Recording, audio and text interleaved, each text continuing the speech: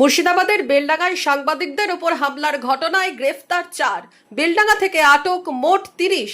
এর মধ্যে সাংবাদিক নিগ্রহের ঘটনায় বেলডাঙ্গা থেকে 4 জনকে গ্রেফতার করল পুলিশ, জানালেন শনিবার মুর্শিদাবাদ জেলা পুলিশ সুপার কুমার সানিরাজ।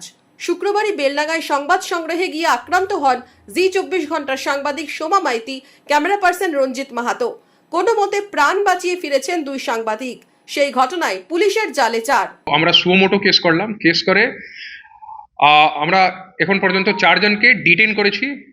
ওখানে যে মেইন লিডার ছিল ওর নাম আছে মতিউর রহমান, যে কালকে ও যে রেসপেক্টেড যে লেডি জার্নালিস্ট আছেন ওনার উপর অ্যাটাকের মধ্যে ইনি মেন। কালকে যখন আমি গিয়েছিলাম কালকে ওকে দেখেছিলাম, কালকে এমনি কথা বলছিল, লেকিন পরে আমি কিছু সোশ্যাল মিডিয়া থেকে আমরা পেলাম কি he was involve on that attack. ও মবকে লিড করেছিল, মতিউর রহমান। তো আজকে ওকে ধরা হয়েছে। আজকে ঝামেলার মধ্যে ও ছিল বারোয়া মোড়ে, আজকে ওকে তোলা হলো।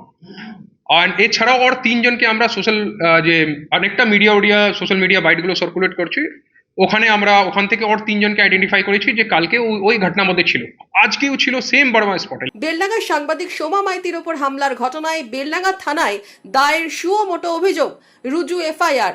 অভিযোগ দায়ের বেলডাঙ্গা থানার পুলিশের।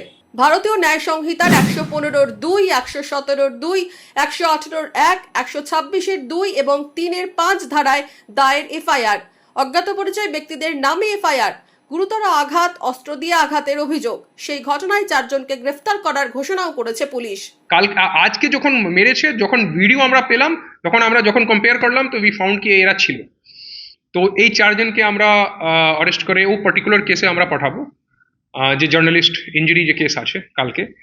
এছাড়া বাকি টোটাল যে 30 জন আছে, 30 জন মধ্যে আমরা এখন যে ডিফারেন্ট মিডিয়া দেখে আমার যে ক্রাইম টিম আছে, সাইবার টিম আছে, ও ম্যাচ করছে কি সবের अगेंस्ट কোথায় কোথায় কোন ভিডিওতে এভিডেন্স আছে, এই ভিডিওতে দেখা যাচ্ছে একে ভাঙচুর করতে, এইসব এরকম করে আমরা করছি। টোটাল 30 জনকে যে তুললাম, ওকে কেস ভেরিফাই করে আমরা কোর্টে পাঠাবো। Bureau report, imagine community media.